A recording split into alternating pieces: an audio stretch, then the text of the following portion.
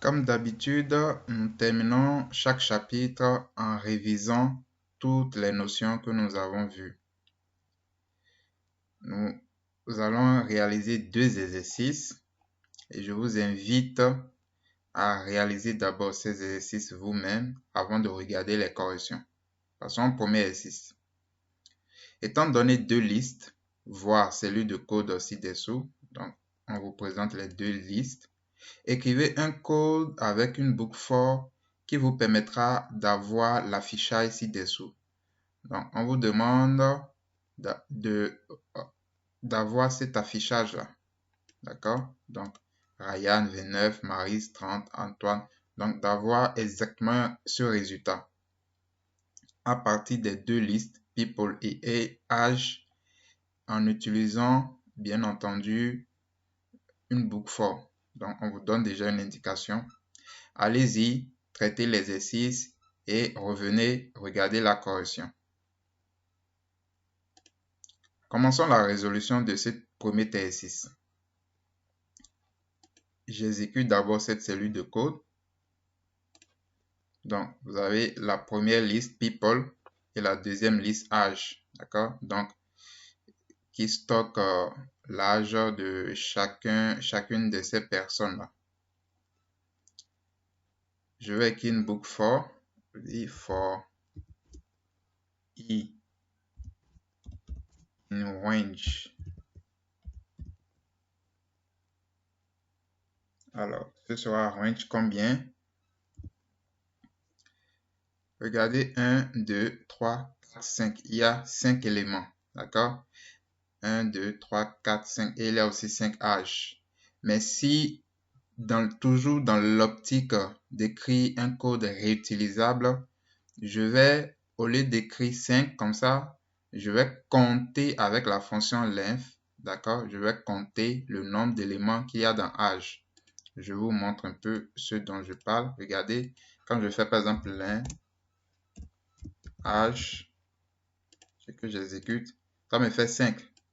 Et quand je fais people aussi, ça me fait 5. D'accord? Donc, je vais dire in range length âge. Ça peut être length people, puisque c'est la même chose. Je vais dire print. D'accord? À chaque itération, on veut afficher un élément de la liste people et son âge. D'accord? Comment récupérer un élément de la liste people? Par exemple, si je veux récupérer Ryan, qu'est-ce que je fais? Si je veux récupérer Ryan, il suffit de faire people. Ryan est à la position, il est le premier élément, donc il est d'indice 0. Donc, quand j'exécute, ça fait Ryan. Donc, à chaque fois, il faut que je fasse print people i. Puis, en face, je mets son âge. Âge, crochet, i aussi. D'accord? Ici, c'est un crochet et non une parenthèse. D'accord? Donc, première itération, i. Parce que ici, c'est range 5. Ça, c'est 5. Donc, première itération, le i est égal à 0. Donc, people 0, ça va faire Ryan. Et âge 0, ça va faire 29. Et j'aurai cet affichage-là, exactement. Deuxième itération, j'aurai ça, etc. J'exécute, vous allez voir. Donc, vous voyez, Ryan 29, Maryse 30, Antoine 34, Elise 36, Stacy 19. Donc, voilà comment on peut résoudre ce exercice. Passons à l'exercice 2. Écrivez un programme qui attribue une remise aux clients d'une boutique en ligne en fonction de la valeur de leur coupon de réduction. Vous savez, lorsque vous avez l'habitude d'acheter en ligne, très souvent, il y a des coupons de réduction qui vous permettent de réduire le coût total de votre panier. D'accord? Vérifiez votre code en affichant le montant de la remise de chacun des clients de la liste client. Votre affichage doit ressembler à ceci. Donc, 1, 200, F20, 20. D'accord? Donc, regardez la liste client. La liste client est une liste de dictionnaires. Chaque élément de la liste client est un dictionnaire. Vous voyez, c'est un dictionnaire. Et ce dictionnaire, en fait, stocke l'identifiant, le ID. ID, c'est mis pour identifiant. L'identifiant du client, le montant total de son panier, donc tout ce qu'il a acheté, ça fait combien? C'est ça, par exemple, ici, $200. Le code coupon, donc le coupon code est 20. Et ici, il y a les définitions des codes coupons. F20, ça veut dire une remise fixe égale à $20. Ça veut dire que, quel que soit ce que le client a acheté, quel que soit le montant de son panier, il aura une remise de $20, tout simplement. Le code coupon P30 veut dire que la remise est égale à 30% du total du panier. Donc, et par exemple, P50, la remise est égale à 50% du total du panier. Donc, s'il achète par exemple pour $1000, il va finalement payer que $500. Et F15 veut dire remise fixe égale à $15.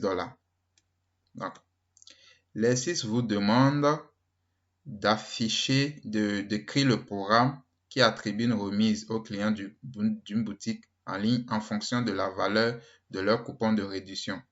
Donc, pour chacun des clients de la liste client, vous devez avoir un affichage comme ça. Donc, 200, le code coupon qu'il a, d'accord? Et donc, la remise dont il bénéficie, d'accord? Ce n'est pas ici, ce n'est pas le montant et le total. En tout cas, ce n'est pas le coût de son achat, ce n'est pas ce qu'il va payer finalement, mais c'est juste le montant de la remise. D'accord? Donc, réfléchissez et traitez l'exercice. Vous devez avoir ce résultat-là qu'on a mis là. Vous devez avoir exactement ça. Allons-y. On va l'écrire avec une boucle for. Donc, for client, on va dire client in client. Rappelez-vous qu'on avait fait l'exercice sur les acteurs, qu'on avait vu le dictionnaire, c'est un peu comme ça, d'accord? Ici, on a une liste de clients, mais chaque élément de cette liste est un dictionnaire. Donc, pour tout élément d'un client, donc, client ici, c'est un dictionnaire. On va dire if, d'accord? Client, en fait, ce qu'on veut faire, c'est de créer la clé remise, une clé remise, et de donner sa valeur pour chaque client. If client, coupon code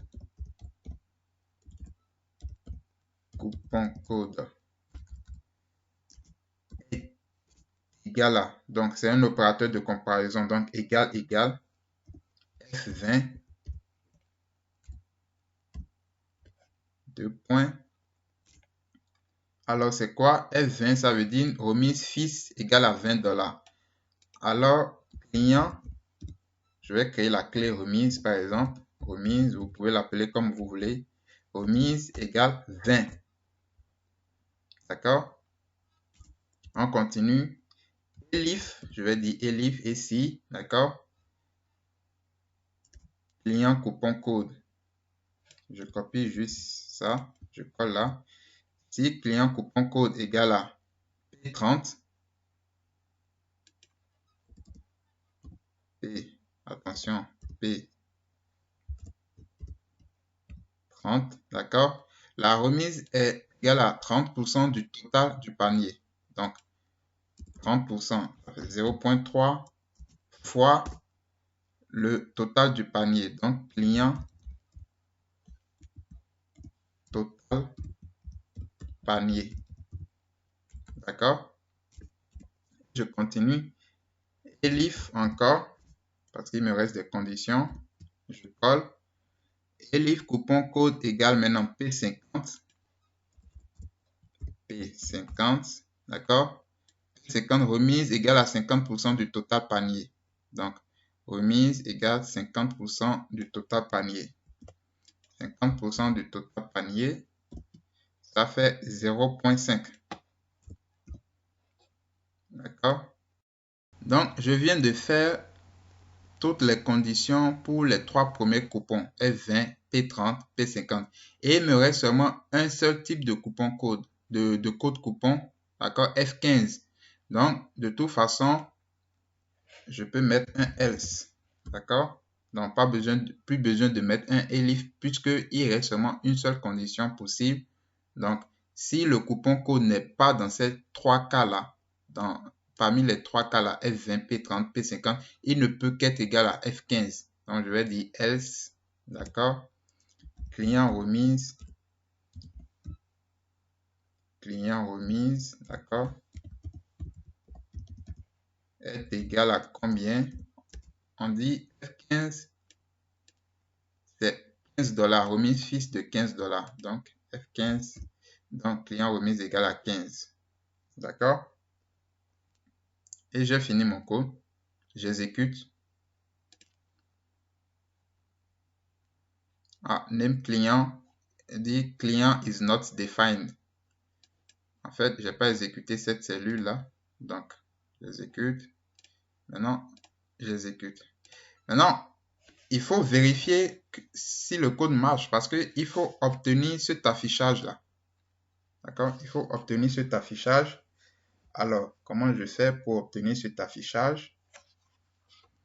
Regardez, j'ai l'identifiant, j'ai le total panier, j'ai le coupon code et j'ai la remise. Donc, c'est ce que je vais afficher. Donc, j'écris for i, ou je peux dire toujours acteur, in acteur, print. Qu'est-ce que je vais afficher d'abord? C'est le ID. Donc, acteur, ID, en première position. Après, acteur, total panier.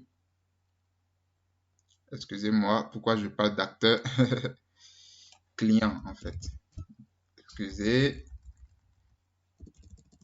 J'ai encore en tête l'exercice sur les acteurs. Donc, client ici. Client ici aussi. Donc, ici, je vais afficher total panier. Ici, je vais afficher après la remise ou le coupon code d'abord. Le coupon code. Et pour finir, je vais afficher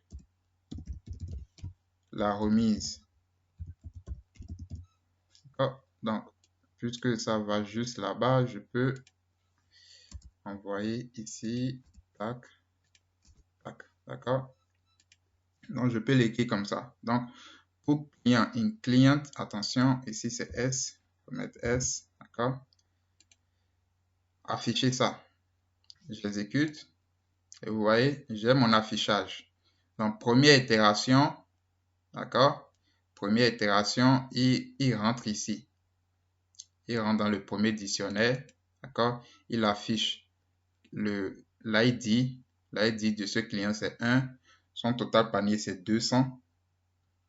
Son coupon code, c'est F20. D'accord? Et sa remise, on l'a calculé. Sa remise, c'est 20. D'accord? Sa remise, c'est 20. Et il rentre dans le deuxième. Donc, je vais vous afficher le nouveau dictionnaire. Vous voyez? Le nouveau dictionnaire là. Donc, le premier client, remise est de 20 $. Le deuxième client, son ID, c'est 2. Total panier 150. Son coupon code P30. Et sa remise, c'est 45. Donc, vous avez vu, 45. 100. Et le troisième client, ID 3. Son total panier, c'est 100. D'accord? Son coupon code, c'est P50. Et sa remise, c'est 50 $. Jusqu'au dernier client qui est là.